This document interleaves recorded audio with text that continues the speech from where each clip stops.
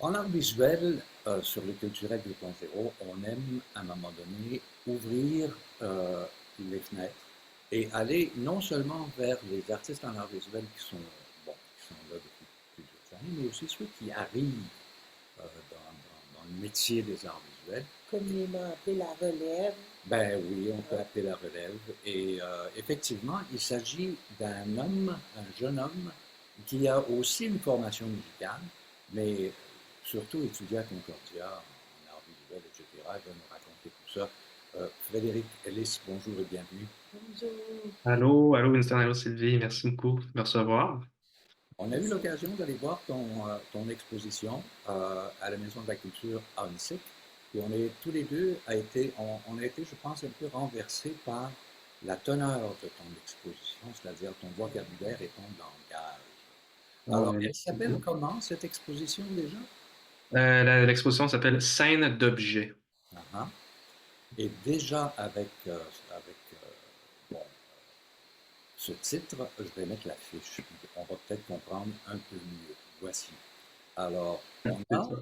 oui, un dessin, une affiche, le titre, mais tout à coup, on retrouve deux morceaux de concombre. Et ça, je trouve ça plutôt rigolo. Mais en même temps, ça dit un peu ce que tu fais puis ce que tu développes depuis quelque temps à partir de Concordia. Oui, exactement. Puis c'est ça, l'exposition fait référence justement à des illustrations qui sont inspirées d'objets de tous les jours. Donc, c'est vraiment de travailler avec des objets du quotidien. Donc, tout le monde peut faire ça à partir de chez soi. Puis c'est vraiment aller chercher un peu la créativité à travers l'objet, puis de contextualiser finalement l'objet en question pour lui donner un peu une seconde vie qui est illustrée justement en art visuel, là. Mais Frédéric, comment t'es venue cette idée de partir d'objets du quotidien finalement et d'en faire une œuvre d'art? Oui, en fait, c'est parti de c'est parti de l'idée, je pense que c'était juste de l'inspiration de tous les jours, puis essayer de garder un peu cette créativité-là. Euh, Puis c'est aussi de faire un peu référence à comment on peut créer avec un peu les moyens du bord, puis essayer de jouer avec les objets, voir qu'est-ce qui en ressort. Puis plus je voyais des choses, puis plus l'œil s'habitue justement à regarder, puis voir, à contextualiser des objets. Fait que ça devient un peu comme un jeu de justement qu'est-ce que je peux imaginer à partir je sais pas, d'une roche, puis de voir un peu les cracks, des trucs comme ça, puis c'est ça, puis juste continuer à en faire, puis vient le temps que justement, il y en a beaucoup, puis ça devient un peu comme, tu développes un langage finalement à partir de ça, puis chaque fois que tu vois des références, Là, justement, dans les objets, ben, on vient de voir capable. Stravinsky. Et en même temps, c'est ludique. Je vais la remettre à l'image. Et ce qu'on retrouve pour les lunettes, pour ceux que Stravinsky portait des lunettes rondes, euh, c'est quoi au juste? C'est des rouleaux de papier, de ruban adhésif.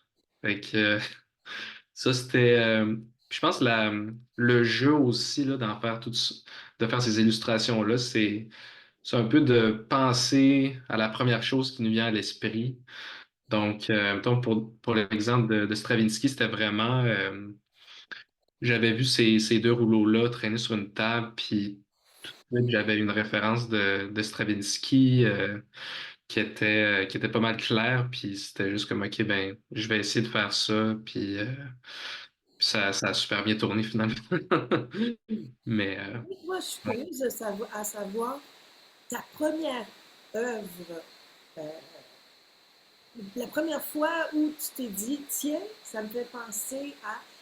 Qu'est-ce que c'était? Ouais, bonne question. Je pense que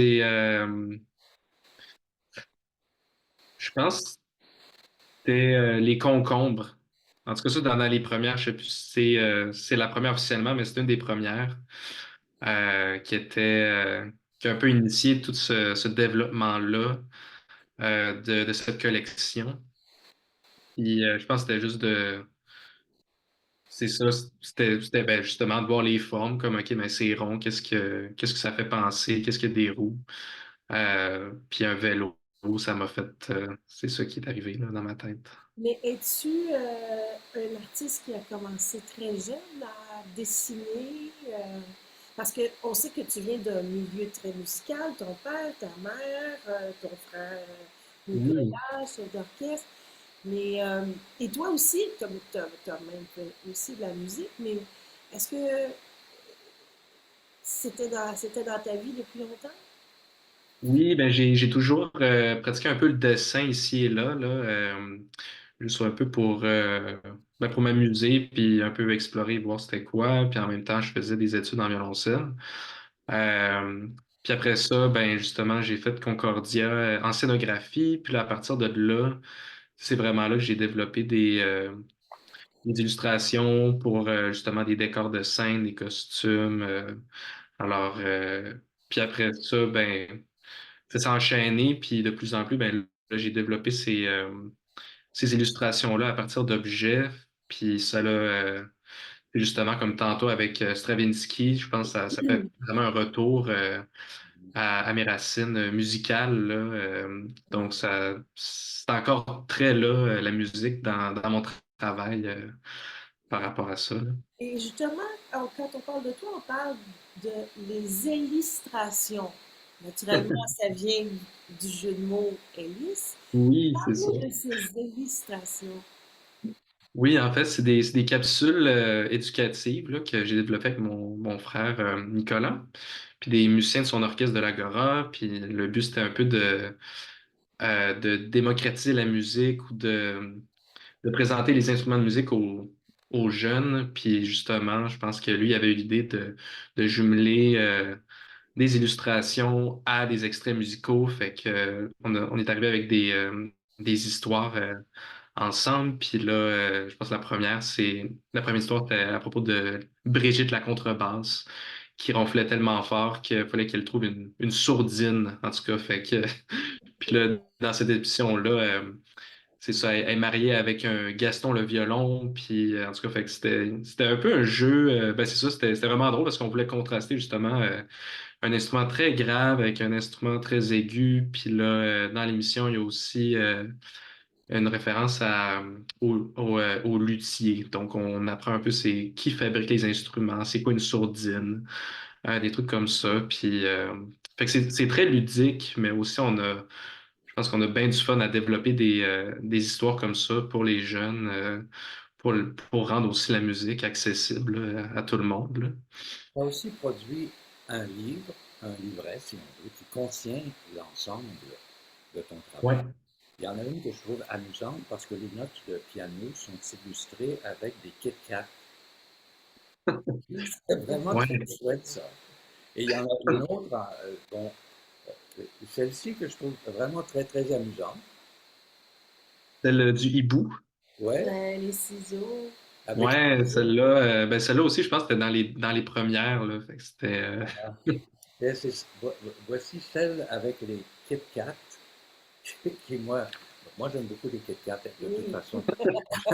ouais, c'est ça. Ça me touchait personnellement.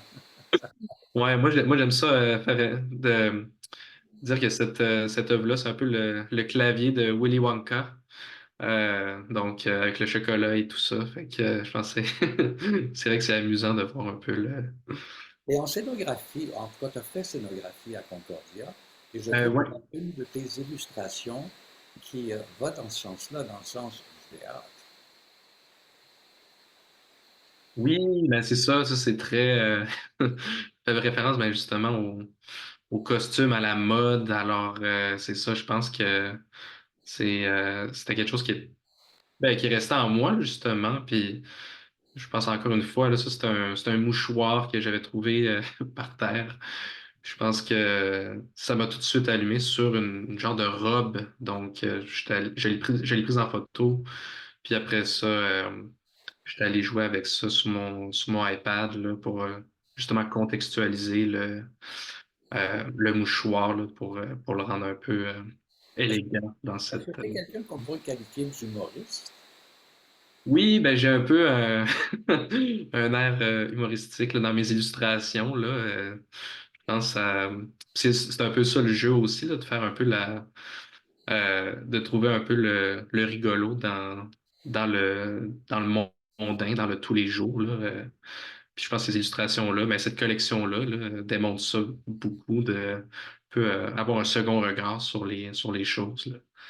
Alors ouais, bon, c'est vraiment trippant. Et installé à la Maison de la Culture à Amsec jusqu'à la fin du mois de mars, je crois, ou en tout cas le Ouais, 17. jusqu'au 17. Ouais. Alors les gens peuvent s'y rendre. Il y a quand même beaucoup d'illustrations qui sont sur les murs. Et c'est un vrai plaisir. Moi, je trouve ça extrêmement rafraîchissant.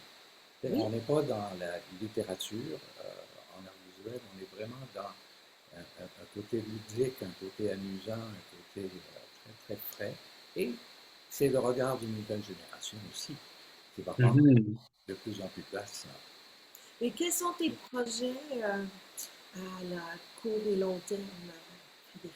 Oui, donc là, je suis en train de travailler sur un projet avec l'Orchestre symphonique de Québec sur Babar, le petit éléphant. Ouais.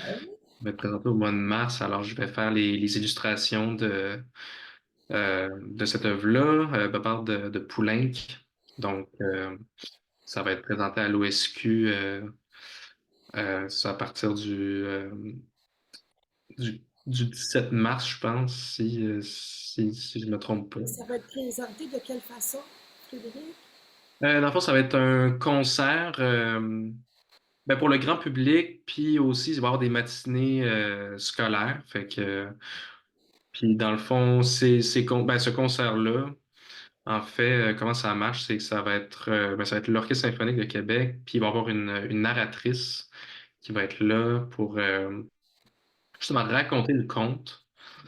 José Girard, qui a fait tout le texte en collaboration avec Benoît Gauthier, qui va diriger. Puis moi, je vais illustrer euh, les scènes, puis ça va être projeté sur un grand écran là, pour que tout le monde puisse voir en temps réel un peu l'histoire se dérouler là, devant les yeux du public. Alors, Quelle bonne idée, C'est un franchement. très beau projet. Frédéric, c'est vraiment un grand bonheur de pouvoir te parler, de pouvoir te découvrir. ah ouais, c'est Et cool. puis, je souhaite, hein, on souhaite que tout le monde te découvre Ouais, aussi, c'est cool. que les gens aillent voir ton exposition. On te laisse le mot de la fin pour inviter le public. Ben oui, certainement. Puis merci beaucoup là, justement de vous y voir. Je pense que ça m'a fait vraiment chaud au cœur. Puis c'est ça, l'exposition va être là jusqu'au 17 mars. Puis aussi, il y a des ateliers qui sont offerts. Donc,